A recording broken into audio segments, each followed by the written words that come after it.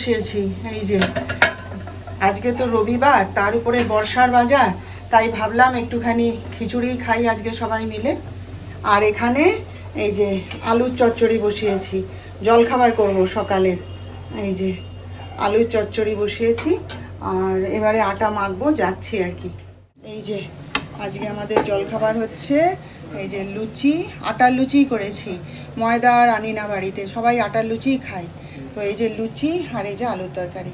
Doctor সাহেবকেও বললাম আজকে আর মুড়ি খেতে হবে না, সবাই মিলে লুচি খেয়ে নিই, রবিবারের বাজার। হ্যাঁ, তো একটুখানি আজকে লুচি আর আলুর চচ্চড়ি খাওয়া হোক। তা ওদেরকে বেড়ে দিয়ে তারপর চান করতে যাব। চলুন, হ্যাঁ, খাওয়া দাওয়া সেরে নিই আমরা। মর্নিং, কেমন আছেন আপনারা? আশা করি সবাই ভালো আছেন।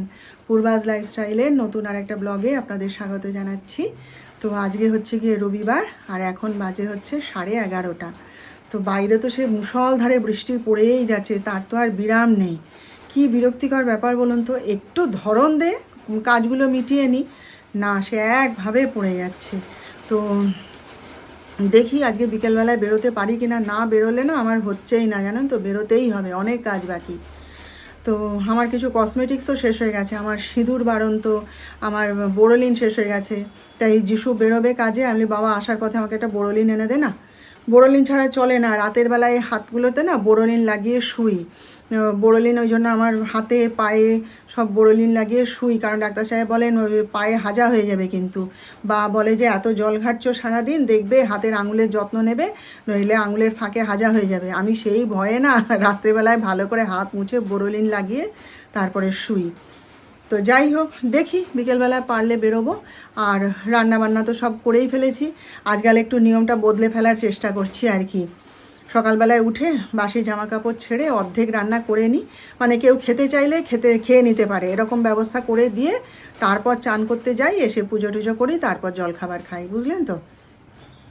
গত 3-4 দিন যাবৎ এই কাজটাই করছি, তাতে দেখছি খাটুনি একটু আমার বেশি হচ্ছে বটে, একটু বেশি ছুটে দৌড়ে কাজ করতে হচ্ছে, হাঁপ লেগে যাচ্ছে, ঠিক আছে, কিন্তু হয়ে যাচ্ছে কাজটা, সুবিধাই হচ্ছে বরং। তো যাই হোক, চলুন এবার এই একটুখানি জলখাবার খেলাম নিজে, খেয়ে এই যিশুর সাথে কথা বলছি, একটু বেরিয়ে যাবে। তো রান্না তো হয়েই গেছে, একটুখানি মাছ ভাজা ডিম ভাজা করব, ব্যাস, তাহলেই হয়ে যাবে। তো যাই হোক, চলুন আপনারা সঙ্গে থাকুন, আমার প্রতিদিনের মতন দেখতে থাকুন। বটে আপনাদের যে নিয়ম বদলে ফেলার চেষ্টা করছি, কিন্তু সত্যি কথা বলতে ওই নিয়মটা আমিই বদলানোর চেষ্টা করছি, আর কেউ বদলাচ্ছে না। সেই সব 2-2:30 আগে 2:45টাও বেজে যায়, কেউ ভাত খাবে না। আর এই তো ডাক্তার সাহেব তো সেই 5:30-5টায় খেতে আসে, আর অত তাড়াতাড়ি রান্না করে রেখে দিই, ভাত ঠান্ডা হয়ে যায়, তখন আবার গরম করো। সেদিকে আমার কোনো সুবিধা নেই। ওই আমি আমার নিজের কাজের একটু সুবিধার জন্য একটু 2 মিনিট একটুখানি বসতে পারি, বিশ্রাম পাই সারা দুপুরটা। তা বিশ্রাম মানে আর কি, সে ভাত নিয়ে তো বসে থাকতে হয়, তবু যা হোক রান্নাবান্নাটা তো থাকে না, সেইটুকুই হচ্ছে আর কি সুবিধা, নইলে খাওয়া দাওয়ার কোনো তাড়াতাড়ি কিছু নেই। যাই হোক, আমি এখন এসছি এই যে ডিম ভেজে দিতে, যিশু খেয়ে বেরিয়ে যাবে, আর ডাক্তার সাহেবের জন্য ডিমটা একবারে ভেজেই রেখে দেবো। আর কারণ তখন এলে পরে ডিম ভাজতে গেলে না, তখন বলবে কি থাক থাক থাক, আমি এমনি খেয়ে নিচ্ছি, ভেজে রেখে দেবো, আর আমার একটু মাছ ভাজা করব, ব্যাস, এই করলেই রান্না হয়ে যাবে। তো চলুন আগে ডিমটা ভেজে ওকে খেতে দিয়ে দিই, হ্যাঁ, তারপর আপনাদের সাথে কথা বলছি। ভালো তো আজকে বানাবো হচ্ছে পাঁপড়ের ডালনা, বুঝলেন তো। এই যে পাঁপড়গুলোকে ভাজা করে নেব, আর এই যে টমেটো, আদা, রসুন, পেঁয়াজ, লঙ্কা সব দিয়ে একটা পেস্ট বানিয়ে রেখেছি। আর আলু দেবো না। আমরা প্রথম হচ্ছে এই পাঁপড়ের ডালনাটা আমি খাই ভারত সেবাশ্রমে, বুঝলেন তো, ওখানে ভোগ খেতে গেছিলাম, তখন গিয়ে পাঁপড়ের ডালনা খেয়েছিলাম। তারপরে আমার শাশুড়ি আমাকে একদিন রান্না করে বাড়িতে খাইয়েছিলেন, বলে তোমাকে আজকে একটা দারুণ খাবার খাওয়াবো, তখন আমার নতুন বিয়ে হয়েছে। তো মা আমাকে ওই তখন ওই পাঁপড়ের ডালনা বানিয়ে খাইয়েছিলেন। তো তখন আলু টালু দিয়ে খেতাম, আলু দিয়েই রান্না করা হতো। তো এখন আর আলু খাই না, ওই জন্যে এমনিই বানাবো। আপনারা যখন বানাবেন আলু দিয়ে বানাবেন, ঠিক আছে। তো চলুন রান্নাটা শুরু করি। আর খুব সুন্দর খেতে লাগে জানেন তো পাঁপড়ের ডালনা। আলু না দিয়ে আমি যে এমনি বানাই, আমারও কিন্তু খেতে খুব ভালো লাগে। আপনারা আলু দিয়ে বানিয়ে খাবেন, দেখবেন একবার বানিয়ে খেয়ে।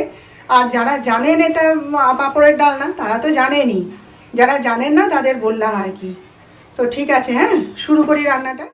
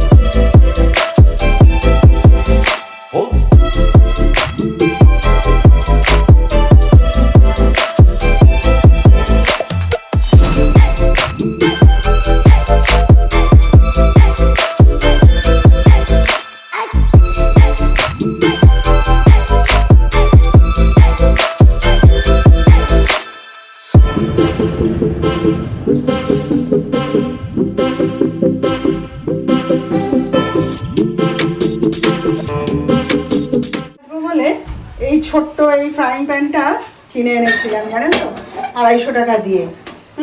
কিন্তু মানে একবার মানে ডাক্তার সাহেব ভুল করে বের করে দিয়েছিল, আর তাকে মনে হয় তারের জালি দিয়ে ঘষে দিয়েছে। আর এই যে দেখুন না কোথায় যেন তার রং উঠিয়ে দিয়েছে, সাদা হয়ে গেছে। এই যে এই যে এই যে এই যে নইলে এই যে ও তো জানে না যে এরকম কি বলে এই প্যানগুলো বের করে দিতে নেই, এর জন্য তো আলাদা ছোবড়া দিয়েছিল সঙ্গে মাজার জন্যে। তো যাই হোক, আমি এটা 250 টাকা দিয়ে কিনে এনেছিলাম। এটা ডিম ভাজা করতে এত সুবিধা না, চট করে হয়ে যায়। আর ধরুন কড়াইতে ডিম ভাজা করলে তো আবার কড়াইকে সাবান দিয়ে মাজতে হবে, ধুতে হবে তারপরে না। আর এইটার মধ্যে করলে কোনো হ্যাপা নেই, সাবান দিয়ে ধুয়ে রেখে দিলাম। এই জিনিসটা এত ভালো না, আমার খুব সুবিধা হয়েছে ডিম ভাজা করতে এতে জানেন। তো এখন বাজে হচ্ছে ওই 8:10 কি 15। কণা আজকে তাড়াতাড়ি রান্না করে দিয়ে চলে গেছে জানেন। বাইরে প্রচণ্ড বৃষ্টি হচ্ছে, তো বৃষ্টি তো মানে এতটুকু যে থামবে কয়েকটা ঘন্টা কি 1 ঘন্টার জন্য সে তো নেই, বিরাম নেই, একভাবে হয়ে চলেছে। এখন যেন আবার বেশি জোরে হচ্ছে। তো দেখি যে ও তখন আমি সন্ধ্যা দিচ্ছি, দেখি না হঠাৎ করে এসে চলে এসছে, মামি আজকে আমি তাড়াতাড়ি এসছি, উপরে রান্না হয়ে গেছে তাই আমি চলে এসেছি। এবার তখন আমার কিচ্ছু জোগাড়ও হয়নি, কিচ্ছু হয়নি। আমি জানি ও আসছে ধীরে সুস্থে 7:30 8টা নাগাদ আসে। আচ্ছা আমি সন্ধ্যা দিয়ে উঠছি, গোপালকে শয়ন দিই, দিয়ে তারপরে জোগাড় যন্ত্র করবো। তাই এসে একদম বেসিনে যা কিছু বাসন ছিল জানেন ফটাফট ধুয়ে দিল। ওকে তো বারণ করলে শুনবে না, ফটাফট একদম ধুয়ে পরিষ্কার করে দিয়ে মামি কি হবে দাও বলে আমি আবার সন্ধ্যাটা দিয়ে দৌড়ে এসে সব কী কী রান্না হবে না হবে জোগাড় করে দিয়ে তারপরে আবার গোপালকে শয়ন দিতে গেছিলাম। তো ফটাফট একদম রান্না করে দিয়ে চলে গেল।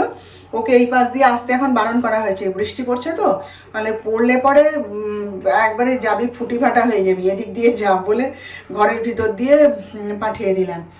তো যাই হোক, আর ডাক্তার সাহেবকে তো মুড়ি পেঁয়াজ বাদাম তেল সব দিয়ে মাখিয়ে দিয়েছি, খেয়ে নিয়েছে। জিজ্ঞেস করি দেখি যদি খায় তাহলে একটু কফি করে দেবো।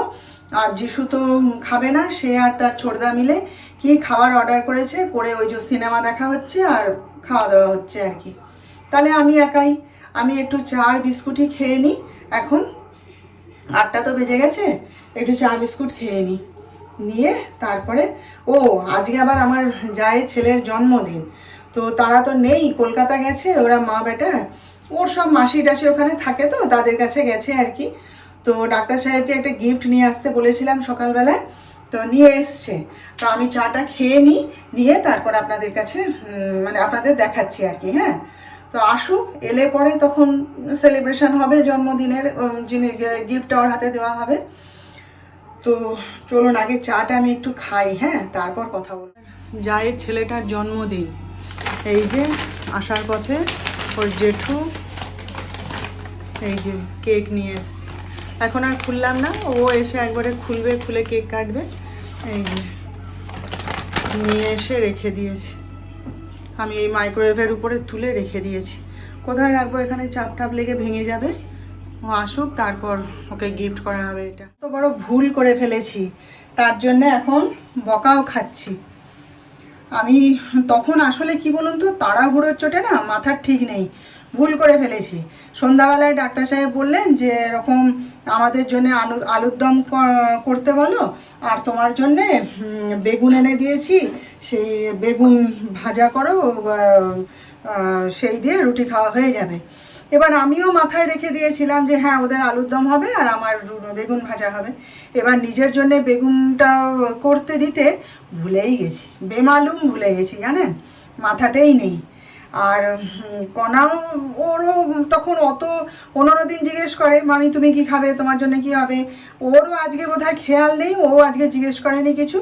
আসলে এত বৃষ্টি আর চারিদিকে এত না, ও ঝামেলা, ওই জন্য কারোরই আর মাথার ঠিক নেই। আর আমি ওই যে ঠাকুরের শয়ন দিতে দিতে উঠে এসে দুম করে সব জোগাড় করে দিয়ে আবার দৌড়ালাম, তো ওই জন্য আর নিজের কথাটা আর মাথায় নেই। তারপরেই এখন আমি ভাবছিলাম যে যা হয়েছে হয়েছে, দুধ রুটি খেয়ে নেব। তা বকা খাচ্ছি, বলছে না ওরকম করে খাওয়া দাওয়া করলে হবে না, ভুল যখন হয়ে গেছে তাহলে একটু নিজের জন্য একটু বেগুন ভেজেই নাও, আর কি করবে। আর বাইরে তো দেখুন সে মানে কলের জল পড়ার মতন ওরকম করে বৃষ্টি হয়ে চলেছে। কি বৃষ্টি রে বাবা, হঠাৎ করে আরম্ভ হলো, কবে থামবে কে জানে।